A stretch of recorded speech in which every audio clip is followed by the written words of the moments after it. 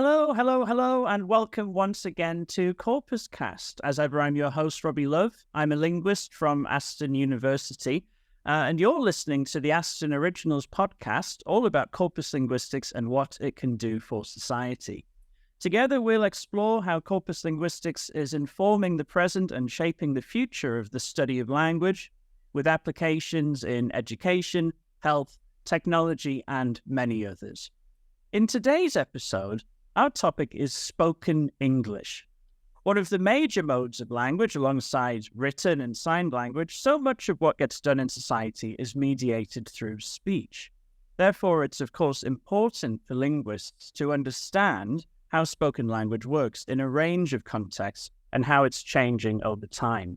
Speech also presents unique challenges for corpus linguists, and building a spoken corpus requires a lot of careful considerations on how to best represent speech in written form. In English, there's a long history of spoken corpus research, and my guest today will connect one of the first English spoken corpora to one of the most recent in the endeavour to explore how spoken British English has changed over a 50-year period.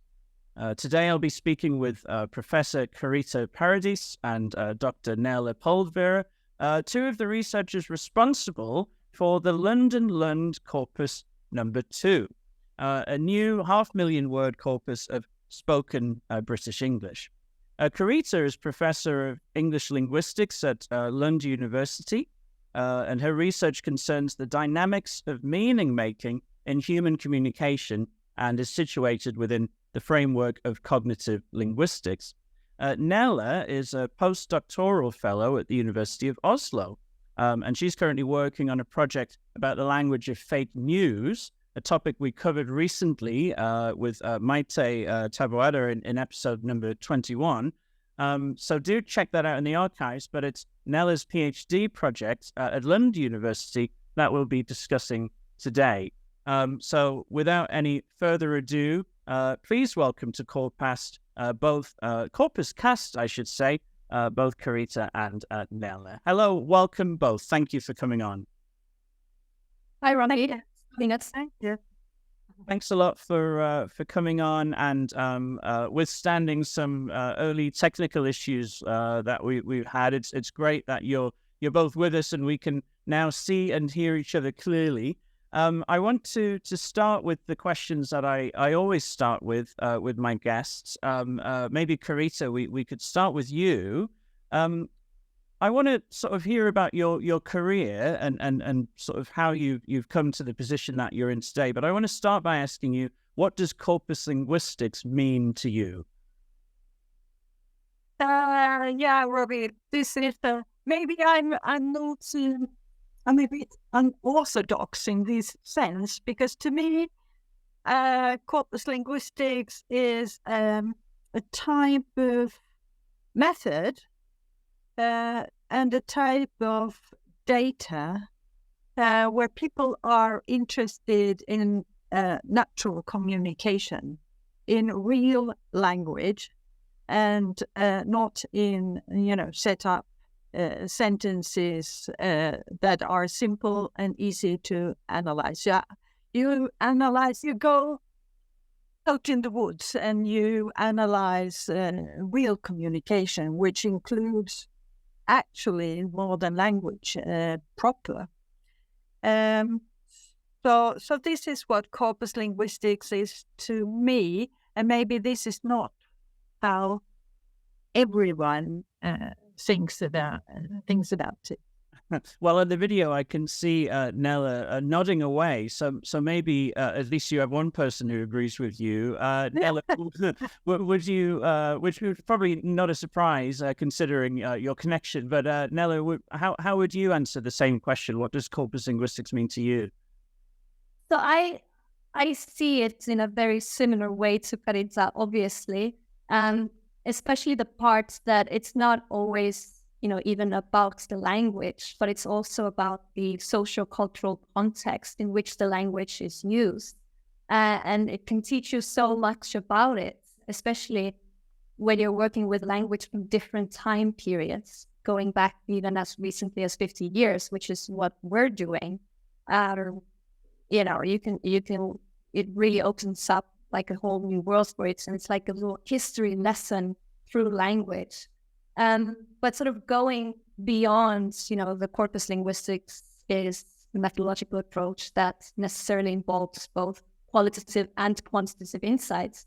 I would say that for me also, corpus linguistics is kind of like going on an adventure and finding things you never would have found otherwise, or you never would have paid attention to them otherwise until they're, the patterns are right there in front of you.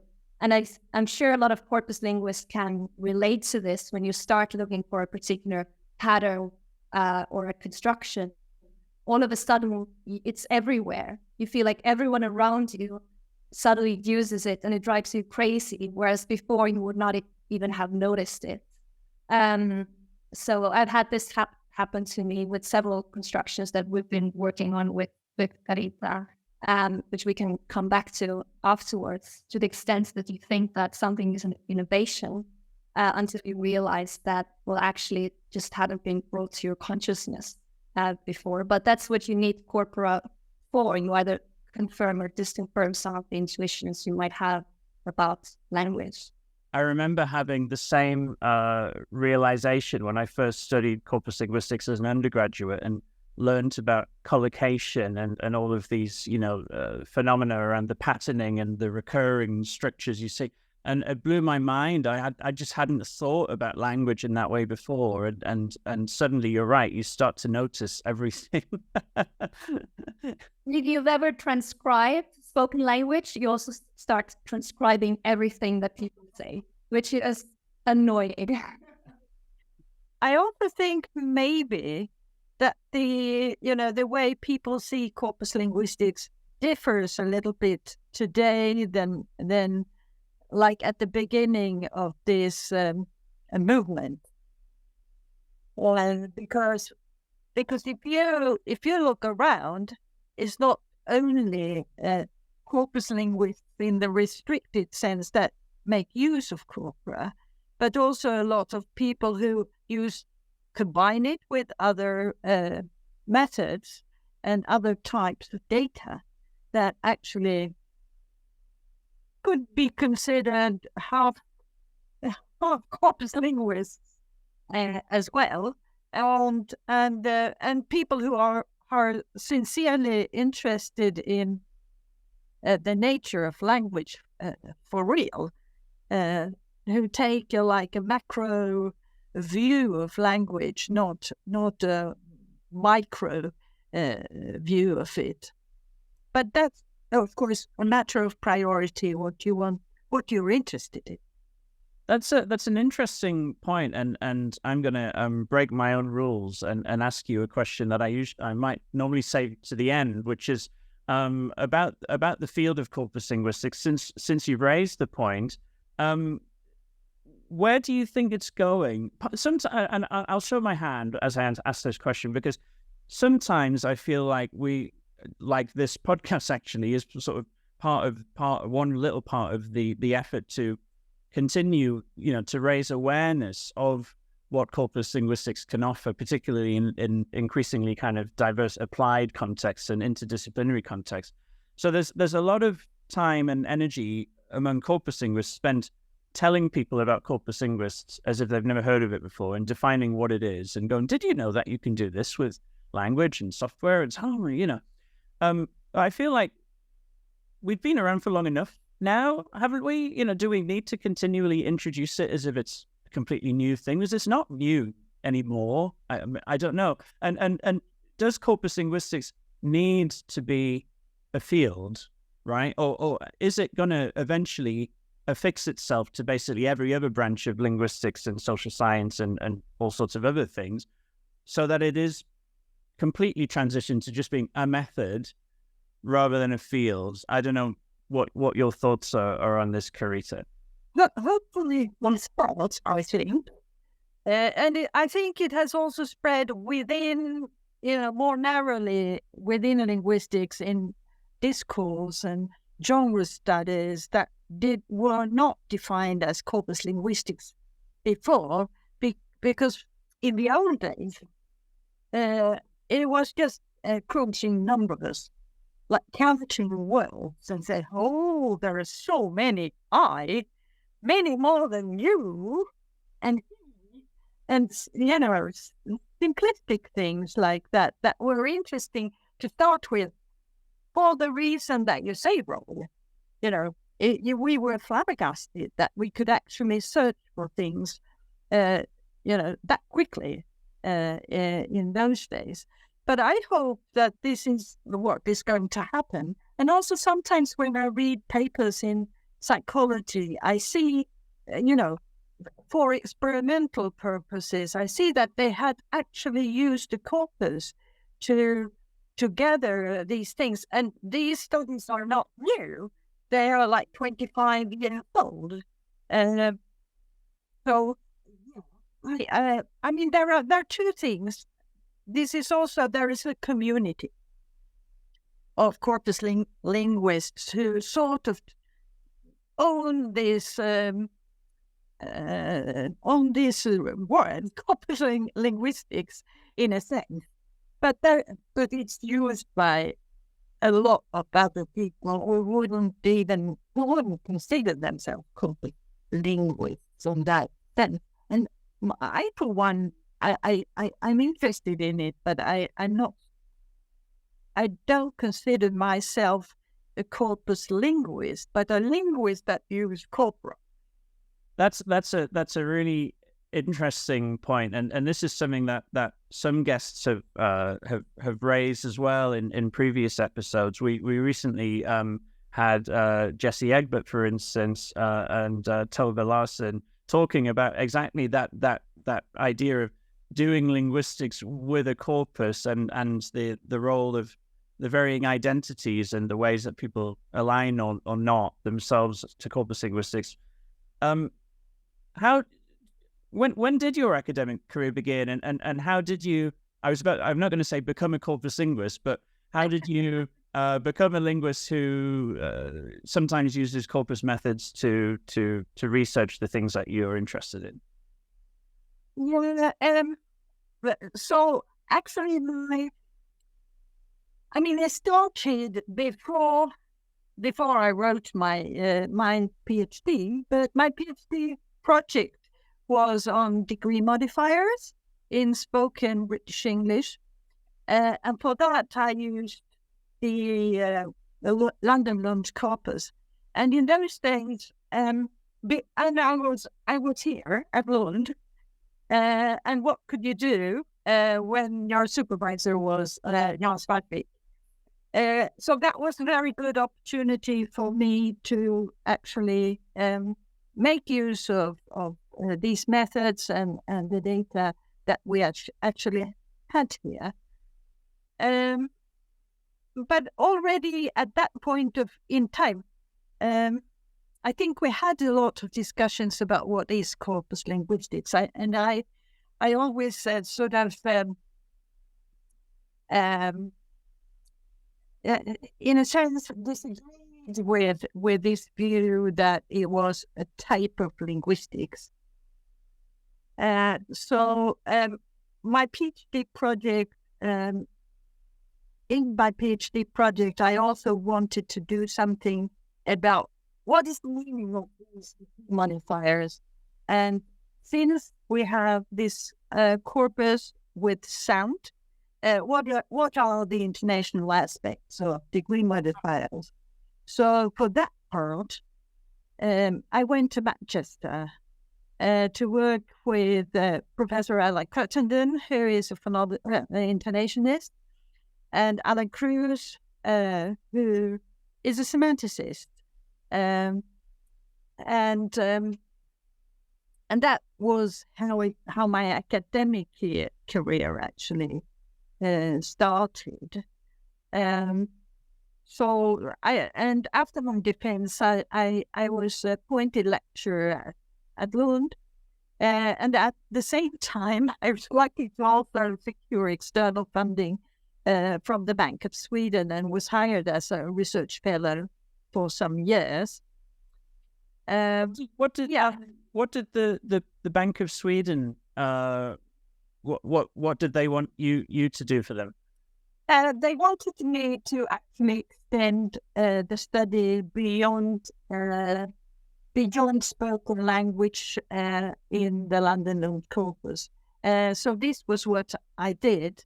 I also later on used the spoken part for the BNC, the 10 million spoken words in the original spoken BNC part.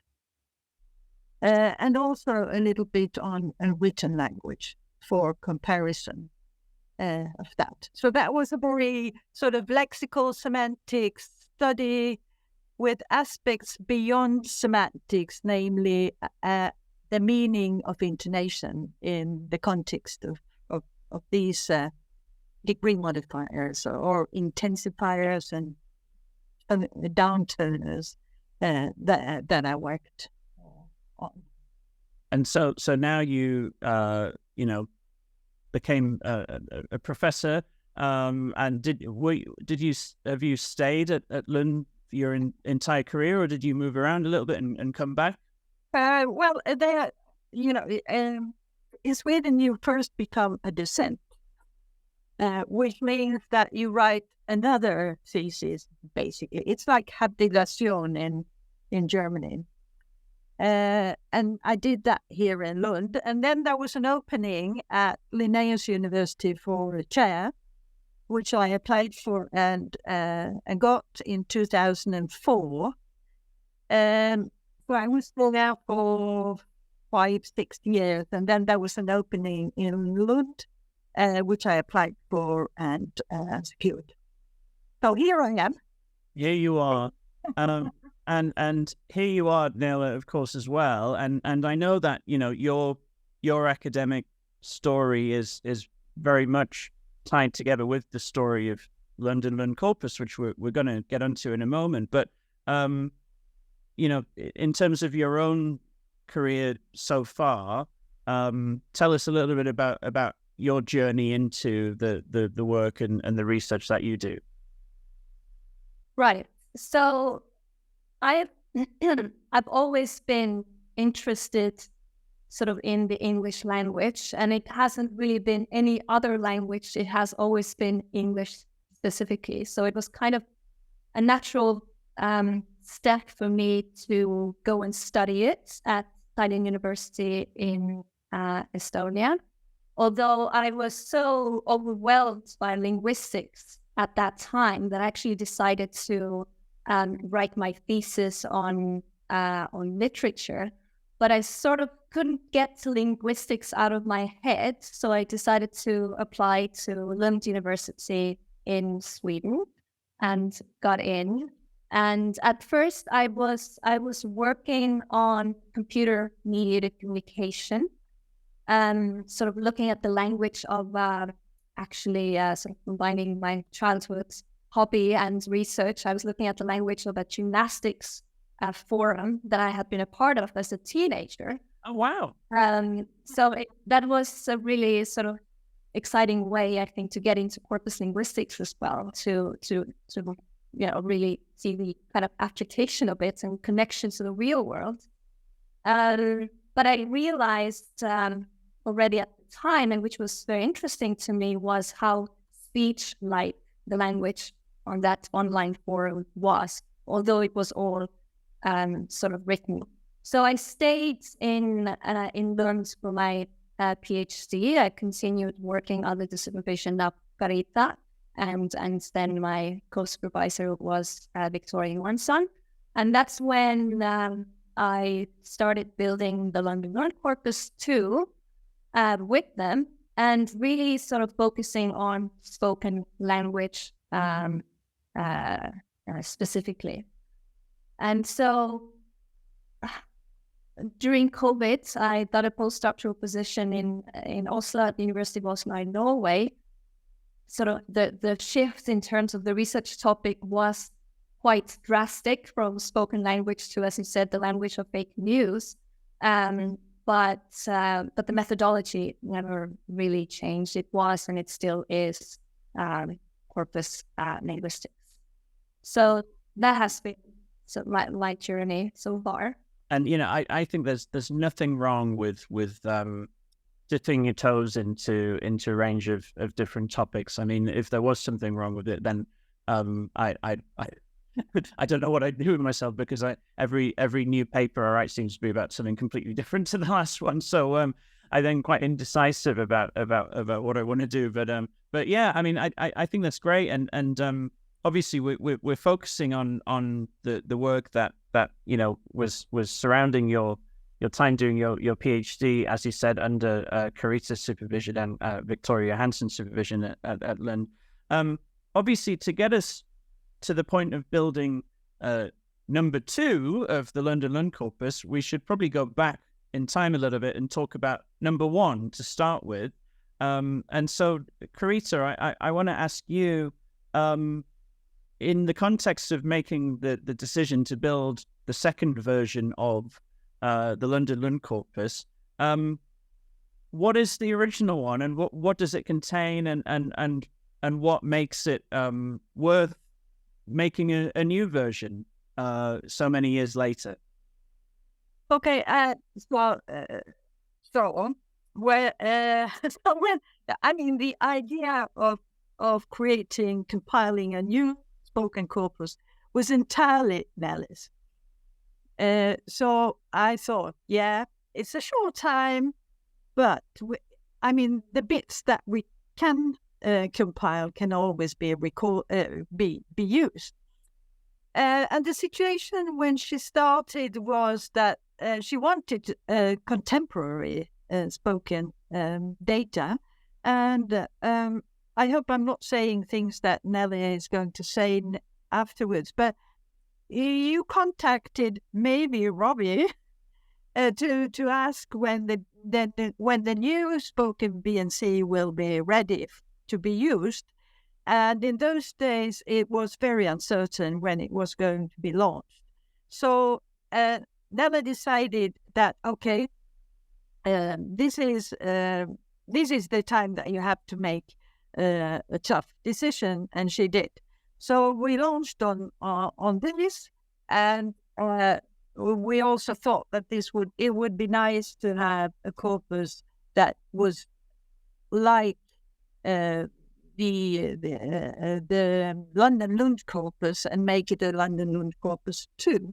So the setup for the first corpus was that it's a 500,000 corpus, recordings of spoken British English by educated speakers, native speakers around London.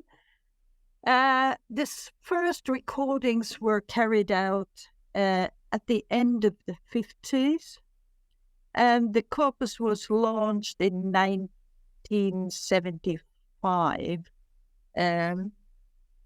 I have talked a little bit to Jan, who is now 92, that why was it named the London-Lund Corpus? And he told me that he himself and Randolph Quirk had been at a conference, and where they got to know about, or they knew about this before, the Lancaster Oslo Corpus. So then Professor Quirk said, so why don't we just call this new corpus the London-Lund Corpus? So this is the story of the name of the corpus. So this is the metaphorical arms race between dueling institutions. Well, if you're going to call it after yourselves, we'll call our one after ourselves.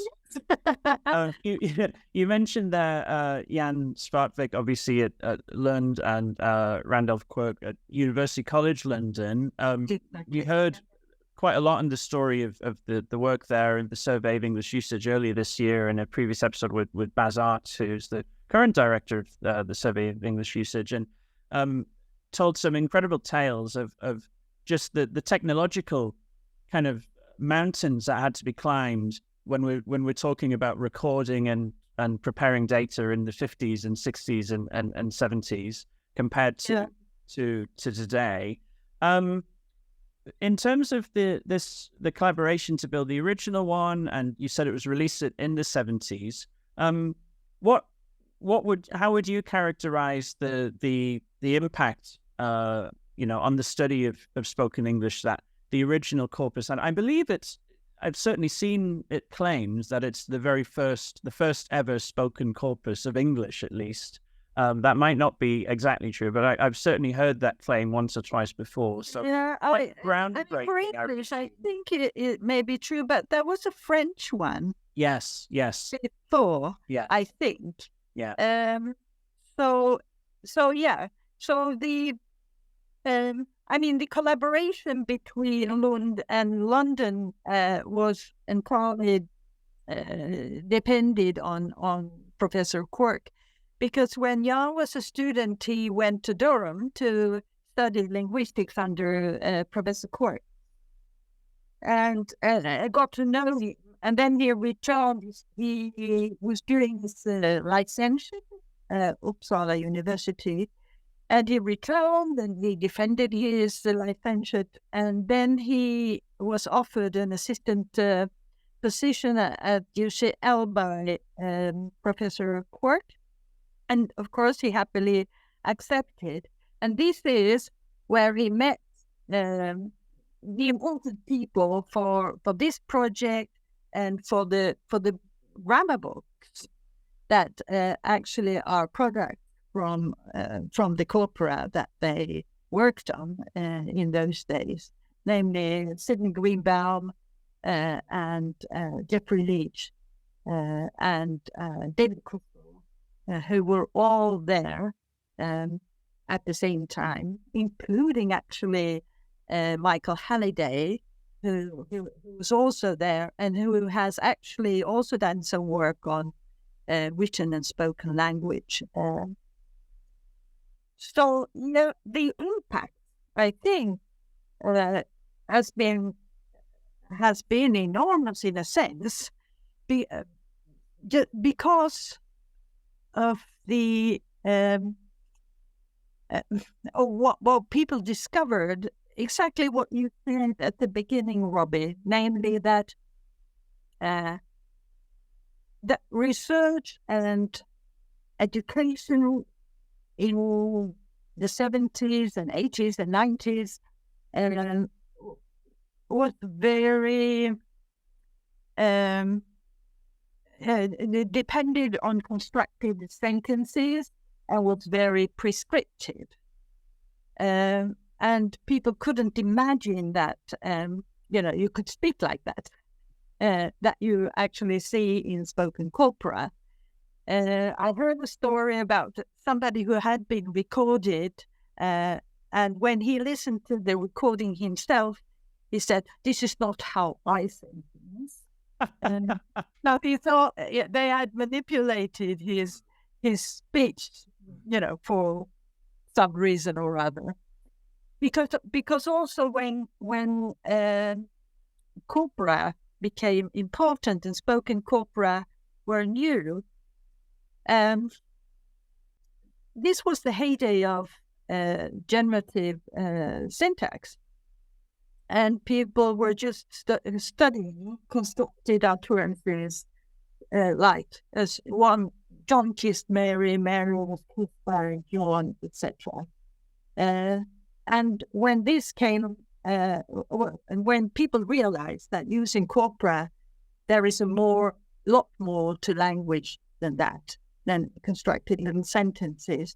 So, and also from the point of view of generativists in those days, there was actually an interface, and that was when generativists studied diachronic topics, because then they had to use corpora. So it was not an either or in that sense, but for contemporary language or for formal explanations, corpora were not. Performance was not interesting for them. So we're talking here about how people actually use language in getting things done in life. On what sort of types of evidence are these claims based upon in the original LLC? What kinds of situations are captured? Casual conversations or people out and about at work? What kinds of snapshots of life are there in these recordings from the 50s and 60s? Well, it's a half a million corpus, 500,000 words, and the corpus consists of dialogue and monologue. Half of the corpus is based on recordings from everyday conversation, basically, natural conversation in mostly in informal settings. So that was, of course, very new. But some of the parts of the corpus consists of text from lectures or radio sport commentators and telephone conversations. So there are more dialogue, and there is dialogue and there is monologue, and there are different styles. There is formal language from formal prepared texts, and there is very informal language in everyday face-to-face conversation or telephone conversation. And this is what makes it very interesting. I mean, those days, that was not the kind of stuff that you actually studied. And this was not the kind of stuff that you actually taught at university or taught in schools. So, I mean, the findings in corpora and in spoken corpora also trickled down into grammar books. For instance, the Comprehensive Grammar in the English Language by Carita, or the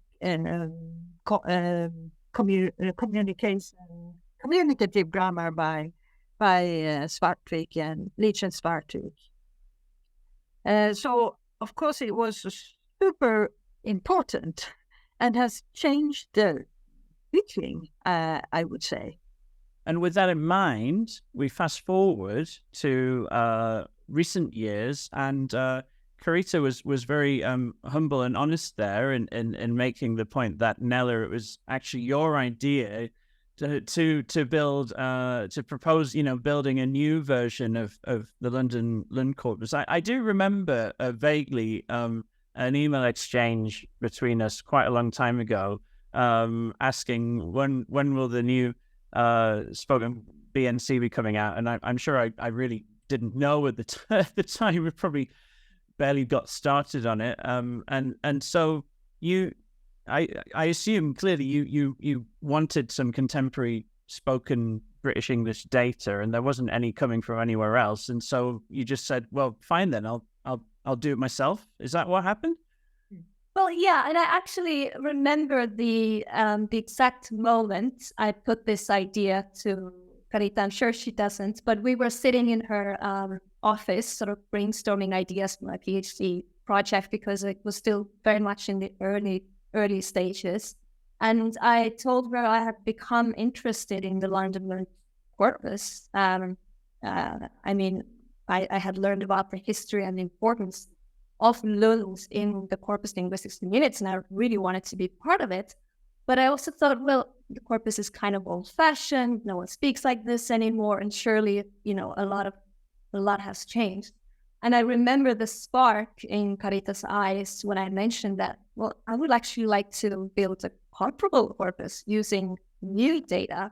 And I'm sure she was a little bit sort of worried at the same time in terms of the timeline. But from my perspective, where I was coming from was that, well, I need data for my own PhD work. And if that data is not available, then, we need to do something about it. And I think the idea of then making it publicly available and useful for others wasn't really quite, maybe it hadn't registered with me at the time yet. So Carita was in immediately. There was no question at all about it. So the next steps were really to get in touch with the Survey of English Usage at University College London, and specifically the Class Arts, and to see if I could come and spend a few months with them collecting data for the corpus, and also simultaneously to start applying for funding to get help with the transcriptions, because we knew that that was going to be the biggest challenge for us in all of this. And it's unsurprisingly also the reason why it has taken so long to get the corpus out there to people. You said that you set out to build a comparable corpus in terms of the design and the sampling of the kinds of conversations and kinds of speakers. Obviously, a lot has changed since, the 50s, 60s, 70s, and we're talking sort of mid to late 2010s, right? Just a small number of years ago, this was all happening. There are some things that people do with spoken language now that didn't really exist in the way that they do now at the time. So how did you approach what I imagine to be quite a difficult task of designing a corpus to be comparable to something from a few decades ago, but also representative of, in and of itself, of how people use language today? Yeah, so we knew from the beginning that the strength of our corpus was going to be its comparability with the first London-Lund corpus. It was not going to be its size, obviously, but it was going to be the fact that we were going to do the recordings more or less in the same locations, and that we were going to have roughly the same or the same proportion of the same speech genres as in the earlier corpus, to sort of facilitate the diachronic investigation of the corpora together.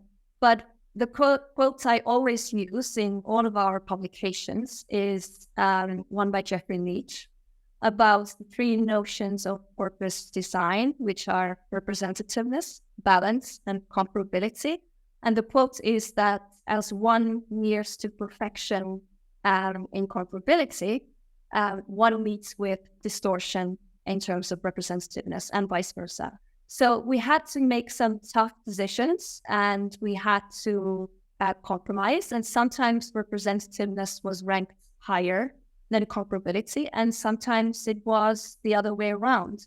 So, for example, we didn't include any text categories in the London-Lund Corpus-2 that were not already in the London-Lund Corpus-1.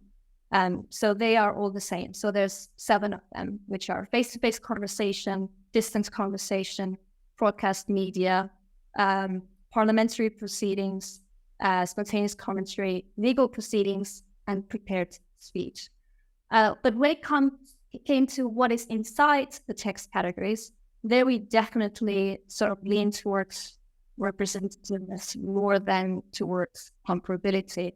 So, for example, we were not going to ask people or force people to record landline telephone conversations because that's just not the world we live in anymore. But instead, we asked them to record mobile phone conversations as well as Skype conversations, which, looking back, already feels like a whole lifetime ago, because at the time we didn't know anything about Zoom or Teams because it was a pre-COVID world. Although I just realized yesterday that actually the recorder that we used was a Zoom recorder, and it's a really, really good one. So I had actually sort of forgotten about that sort of link we had to Zoom already then. And sort of when it came to broadcast discussions and interviews or spontaneous commentary, we would include things like podcasts or YouTube commentaries, because that's what people consume today. So it was kind of like a dance around the notions of comparability and representativeness. It's not perfect, but I agree with Leach that it can never be perfect. That's, I think, a really, really great way of framing it, and certainly in the context of the work that I was involved with on the British National Corpus.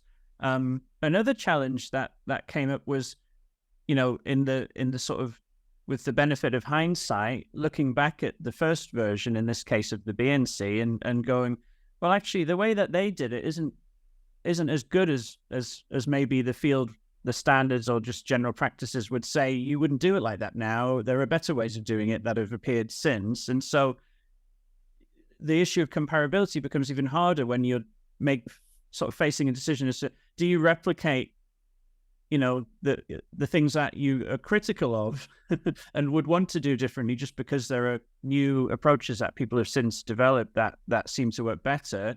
Or in with the goal of comparability, do you keep the things that you don't like about the original as well? I mean, I don't know, that there may not be so many things with the original LLC that you would have, that you would sort of do differently, or sort of criticize. But was that an issue that came up in terms of comparability going kind of a good thing, but also a bad thing in some contexts?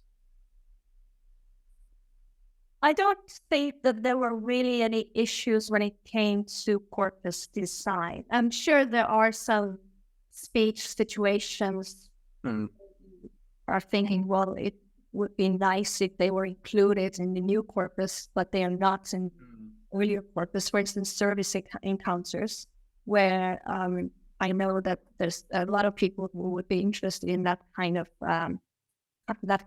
data. But not really when it came to design. I mean, the issues were more to do perhaps with the transcriptions and the markup and the annotation, because the transcriptions in the first London-Lund corpus were not really, the way that were marked up was not really compliant with sort of the modern corpus linguistics or text processing tools that we're using today, like AMSCONC or wordsmith tools. So there we certainly probably made the biggest changes and sort of brought it to the present day. Yeah. So you went over to London, and you were hosted there at UCL with Baz and the Survey of English Usage. And then you had the job of finding people, right? Obviously, we're not talking about going back to the original participants and asking them to come back and record more conversations, because unfortunately, most of them probably, or a good number of them, wouldn't be around anymore. So we're talking about completely new people, a new generation of speakers. Where do you begin? What strategies did you have at your disposal to find people, not only people who fulfill the criteria of you mentioned some sampling criteria for L1 speaker of British English, certain educational level, things like that. And I'm sure you wanted to kind of try and get a balance of gender and age and various things. But people who fulfill the criteria, but also are happy to be recorded. I mean, obviously, some of the texts are not compiled in this way because you talked about broadcasts and things like that. But in terms of the situations where you actually have to go in and get participants to make recordings for you, how did you do that? It's a quite a daunting task, right?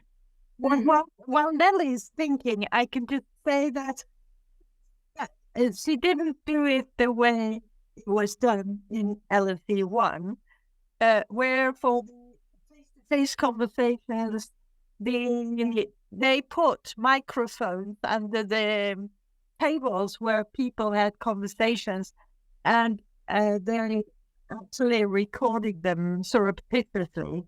Was not, I mean, it's not legal. It wasn't legal in those days. But of course, it became very natural. And of course, they asked people afterwards. But this was not what Nele did. So Nele did something totally different that she can report on. And please, Nele, tell also Robbie about your lovely encounter in an industrial area. Oh my God, I cannot wait to hear this. Yes, you can't wait. Yeah. Yes, I will do this. I just wanted to say first that we're talking about sort of the changes that have happened in society in terms of the speech events, you might be participating in as speakers or sort of addressees or overhearers.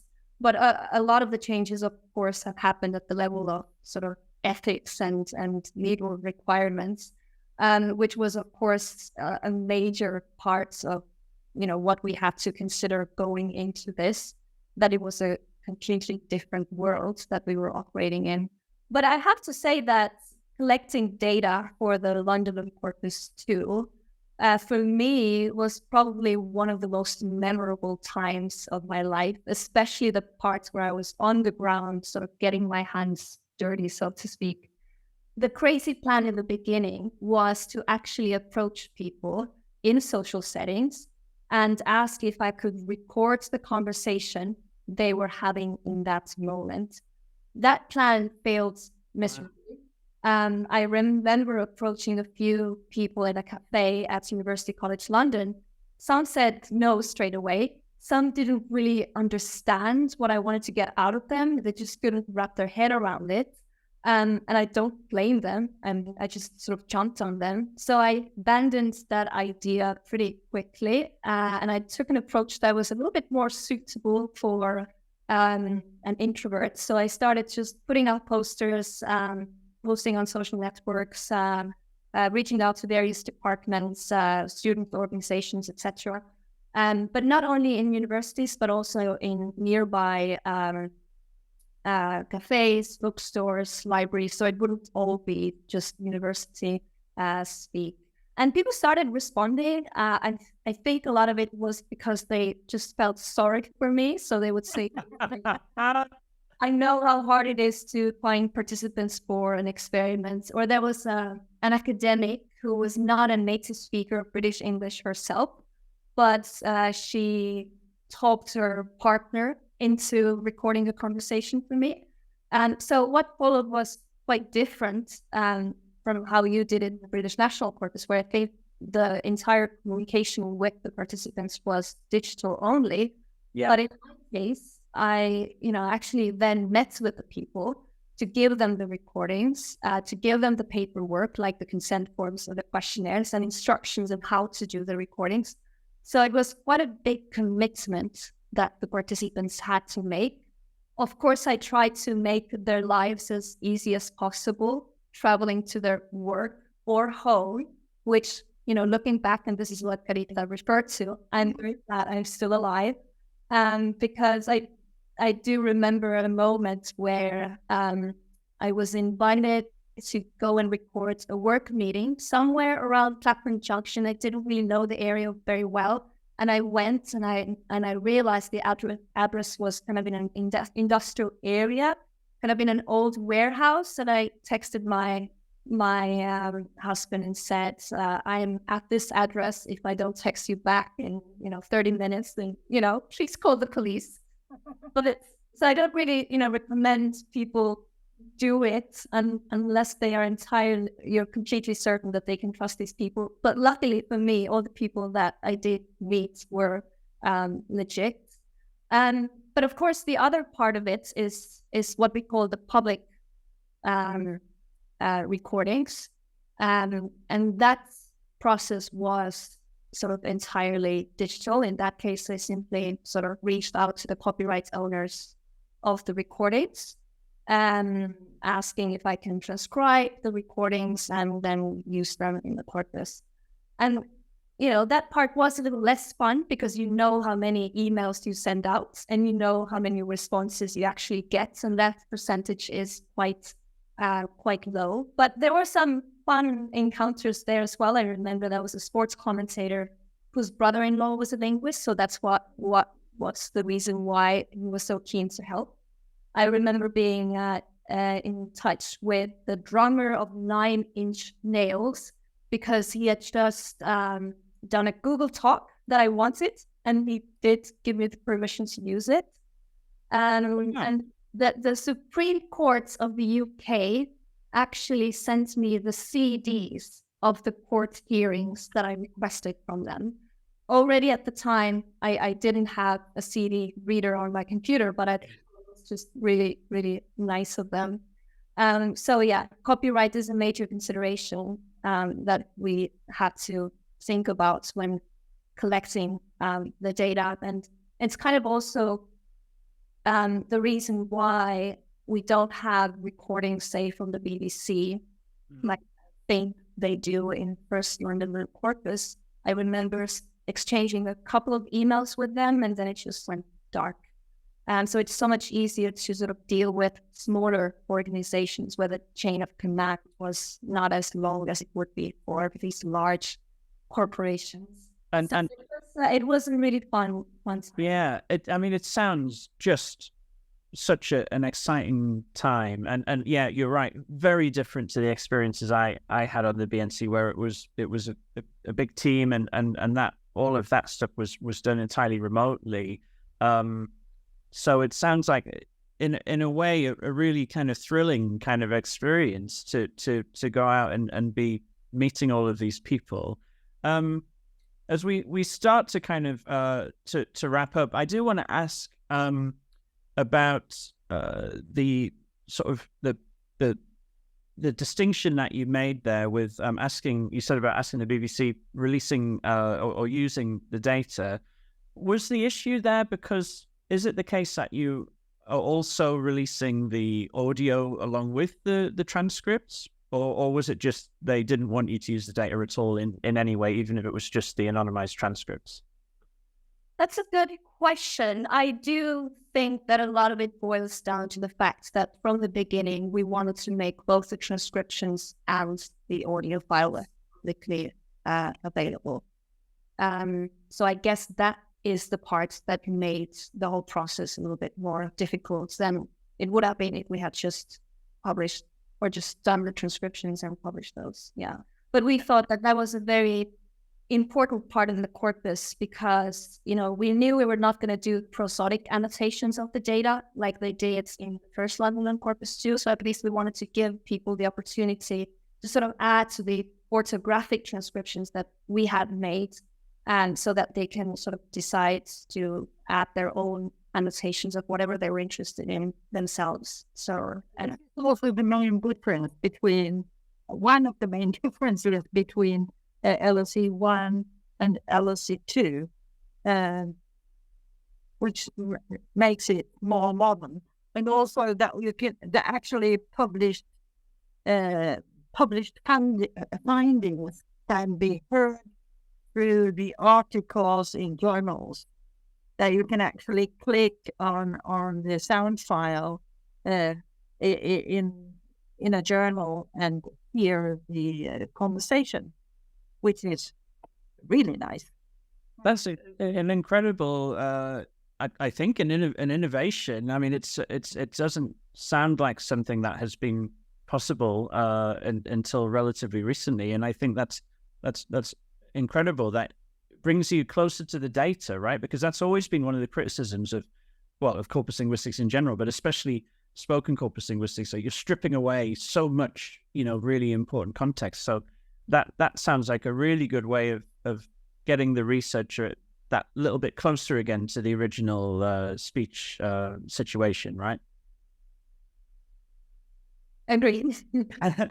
Now, I want to ask, and it's probably the obvious question we've mentioned a couple of times, so I'm sure this isn't going to be a surprise. But I'll sort of prelude, I guess, by sort of setting the context of how I sort of became more familiar with both of you. Nele, you finished your PhD. It was towards the end of 2019, which feels like with it being just pre-COVID times, a different world in many ways. But I had the pleasure of being there with you at Lund to help you celebrate, because you had this wonderful symposium, spoken language across time.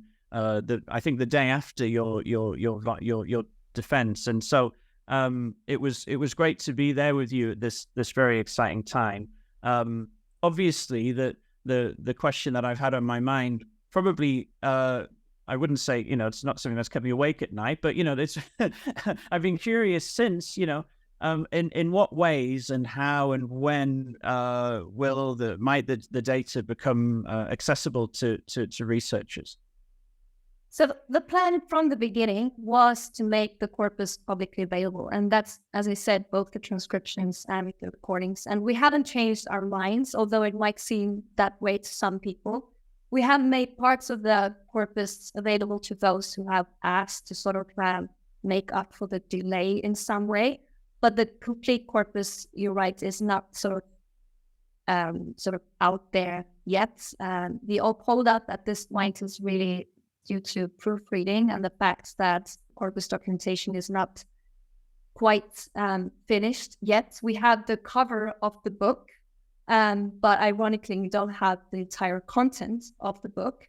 But it will happen soon, I promise. I don't know when this episode drops, but once it does, people are... We're talking today in the first week of November.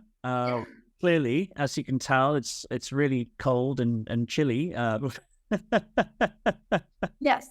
So when people hear this, they can sort of reach out to us. There's an official website of the corpus where they can find the contact details, and sort of we can update them on the status of the corpus.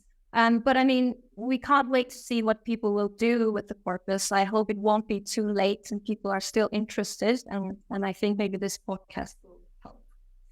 Well, I cannot wait to see it come out. And for what you just said there, for your own moment of seeing what people do with it, and that for me with the spoken BNC has been one of the biggest joys, as now that it's been out for a few years, seeing what people are doing with it, and the all sorts of incredible research, and I know that will be a great pleasure for you and your colleagues as well when that time comes, because I'm no doubt whatsoever that there'll be lots of people who will be very excited to use the data, myself included.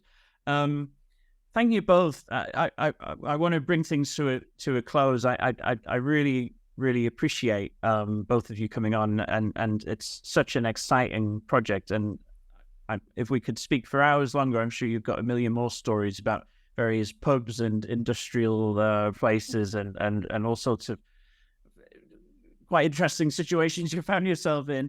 I want to finish by asking you both one question each, one quick question each, okay? And Carita, I'm going to start with you. And if you're ready, your quick question, Carita, is research in corpus linguistics living up to its potential? Yeah.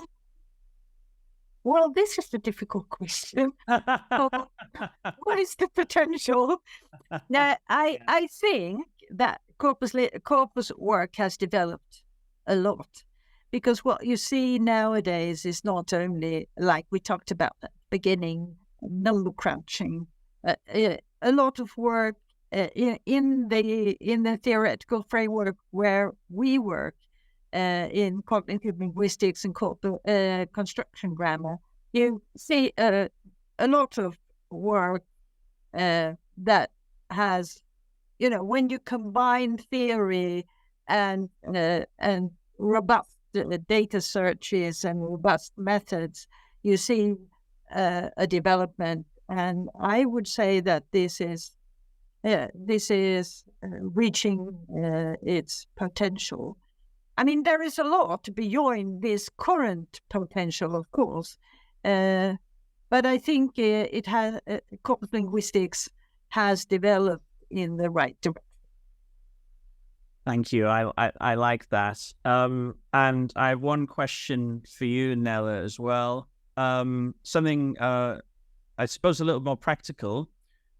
What would be your number one piece of advice for students embarking on corpus research or the study of corpus linguistics more broadly? So I would say take advantage of the corpora, and especially the spoken corpora that are already out there before you start collecting your own data. Because it's a very, very time-consuming part of the research process, which might take sort of valuable time away from your analysis. But if you do decide to do it anyway, then I would say take advantage of the numerous methodological articles and books that have been published over the years, sort of reflecting very closely on sort of previous corpus compilation projects, because most importantly, you will be able to learn from, perhaps some of the mistakes we made and use that information to come up with better and more efficient solutions for your own corpus. Thank you. I think that's brilliant advice, and absolutely seconded by me. Once again, thank you both for your time. It's been so fascinating to hear more about the original London-Lund Corpus and the new one, and I know that that people will be really, really interested to hear this story. So thank you both, and of course, thank you to our listeners and viewers of CorpusCast. Thank you for joining us on your platform of choice, be that YouTube, where you can see us all in full living color, or wherever you get your podcasts. In the meantime, do let us know your thoughts using the hashtag CorpusCast, and make sure to check out the Aston Corpus Linguistics Research Group on, I was about to say Twitter, it's X now, on X, at Aston Corpus. You can follow me at Lovermob. CorpusCast is an Aston Originals podcast hosted by me, Robbie Love, and produced by Sam Cook. Thanks again for listening. Thank you to my guests, Carita Paradis and Nele Pöldvere. Thank you both. It's been so great to speak with you today. Thanks. Thanks, Robbie. Robbie, thanks.